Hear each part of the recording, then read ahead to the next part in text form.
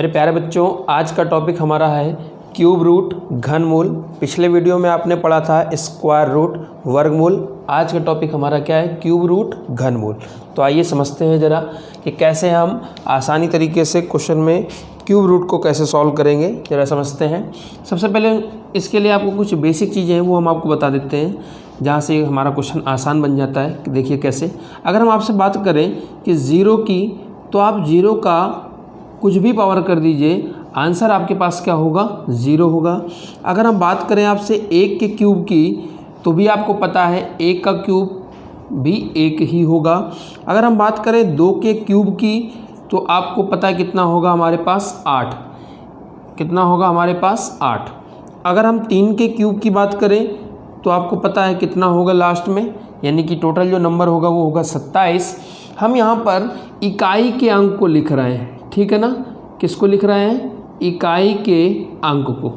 तो 3 का क्यूब हो गया 27, तो लास्ट वाला नंबर कितना आ जाएगा? 7। इसी तरह अगर हम 4 का क्यूब की बात करें, तो आपको पता है कितना होगा? 64, यानी कि 4। और अगर हम बात करें 5 का क्यूब, तो बच्चों आपको पता है कितना है? 5 का क्यूब 125, लास्ट में कितना आ जाएगा? 5। और आपको पता होना चाहिए 5 का कुछ भी पावर कर देंगे, लास्ट में नंबर 5 ही आएगा। इकाई का अंक सदैव 5 ही आएगा। इसके बाद हम बात करेंगे 6 के क्यूब की, तो आपको पता है कितना हो जाएगा? 216, यानी कि लास्ट वाला नंबर कितना हो जाएगा? 6।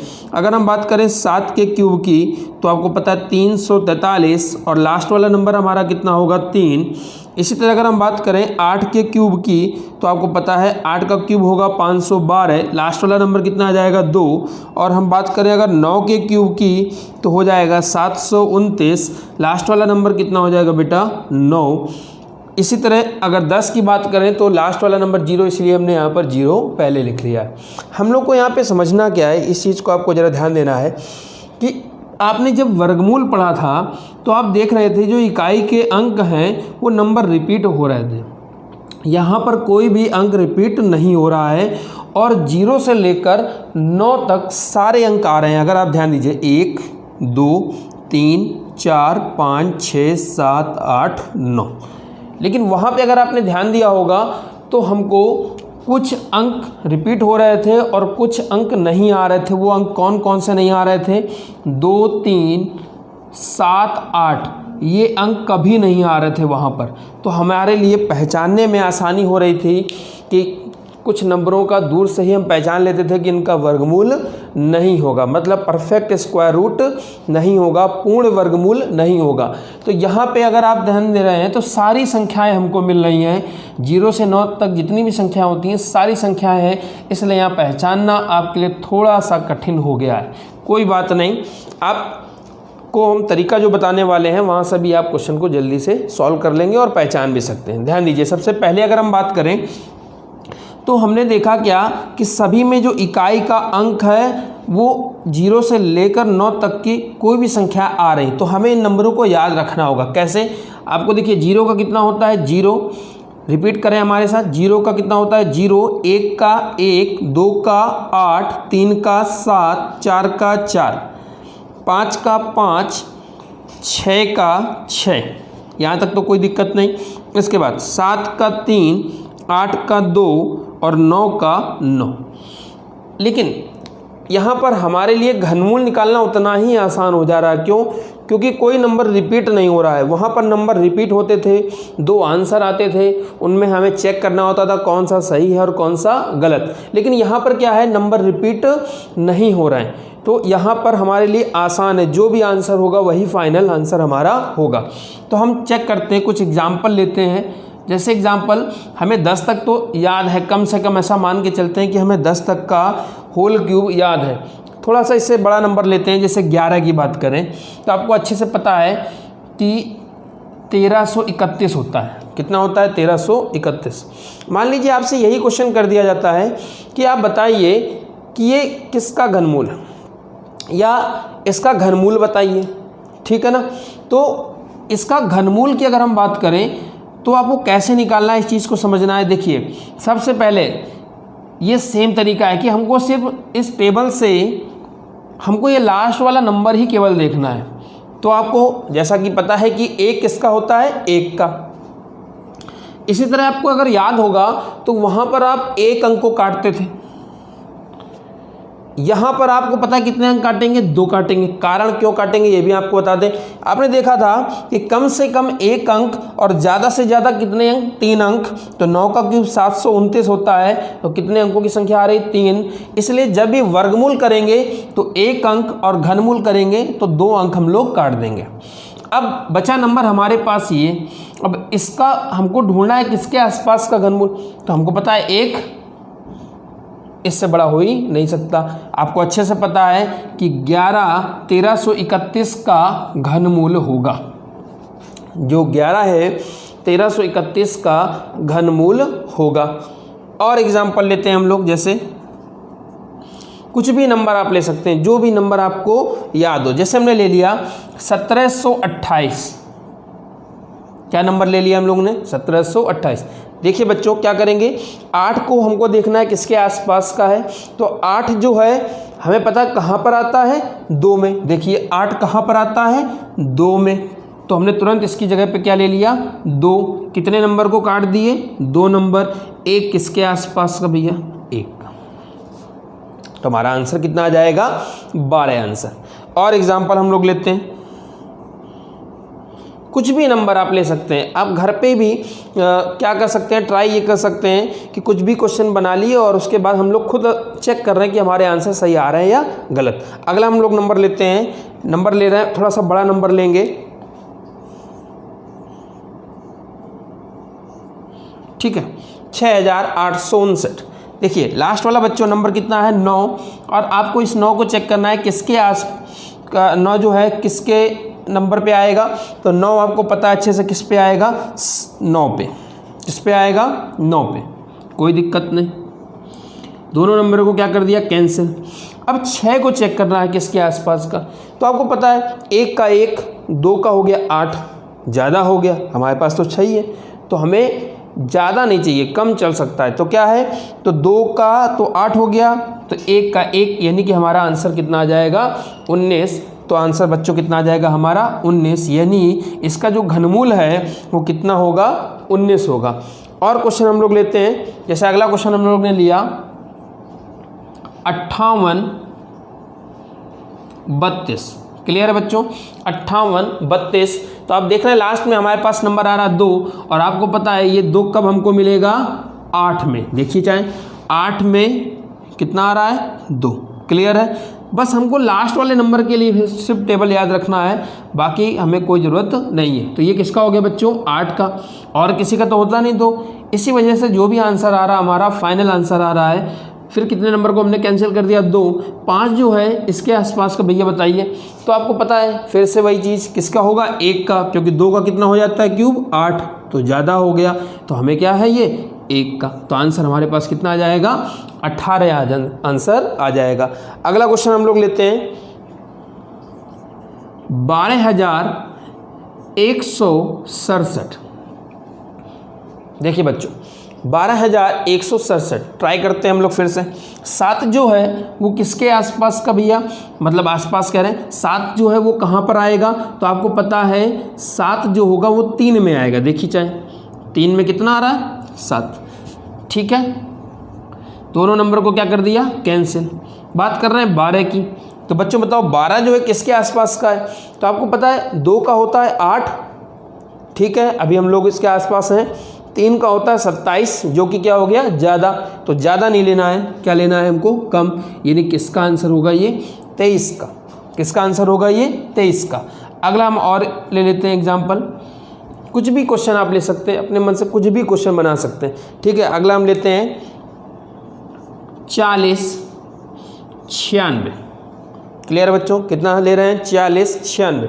देखिए लास्ट में कितना है, 6, और 6 आपको पता है किसका होता है, 6 का। देखिए जिस तरह 5 नहीं बदलता इसी तरह 6 नहीं बदलता, ठीक है ना, सेम।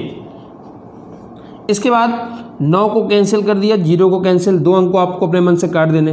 फिर से वही 4, और 4 किसके आसपास का होगा, 1 का। किसका होगा बच्चों, 1 का। तो आंसर कितना आ जाएगा हमारे पास, 16 आंसर आ जाएगा। कितना आंसर आ जाएगा हमारे पास, 16। ट्राई करते हैं, और भी क्वेश्चन लेते हैं हम लोग।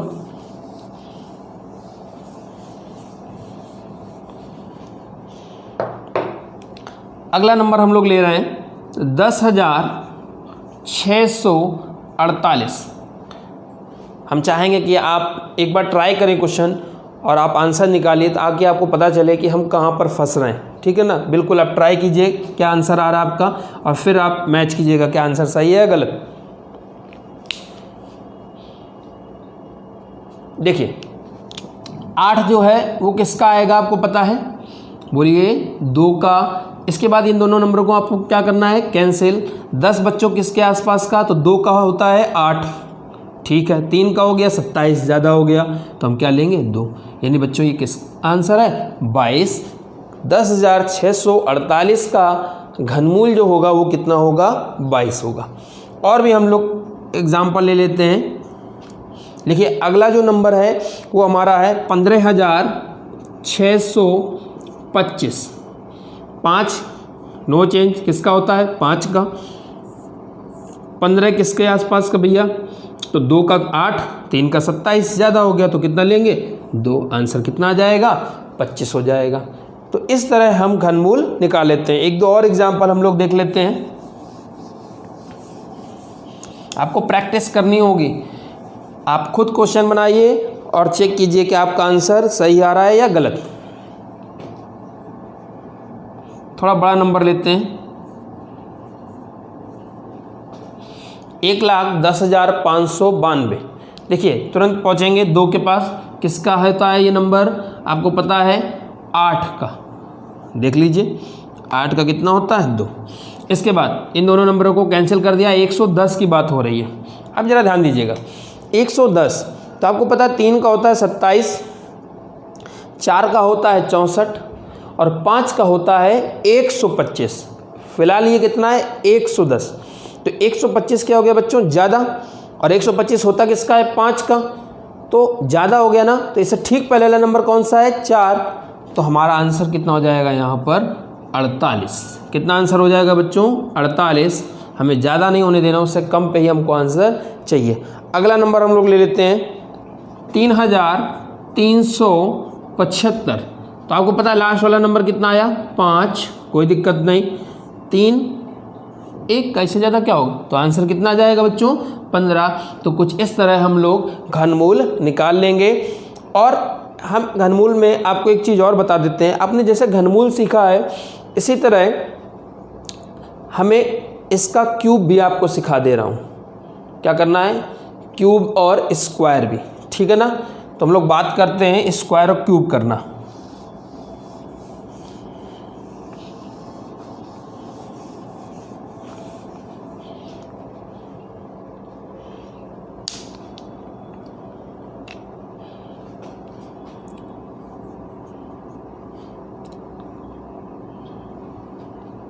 जैसे हमने नंबर लिया, कुछ भी नंबर जो आपको याद हो, सपोज करिए आपने 22 ले लिया। इसका स्क्वायर आपको अच्छे से पता है कितना होता है 441। कितना होता है 441। देखिए हमें अगर सपोज करिए स्क्वायर नहीं पता है तो उन्हीं नंबरों का हमें जल्दी से अगर स्क्वायर करना हो तो कैसे करेंगे। तो आप ध्यान दीजिएगा क्या करना है आपको।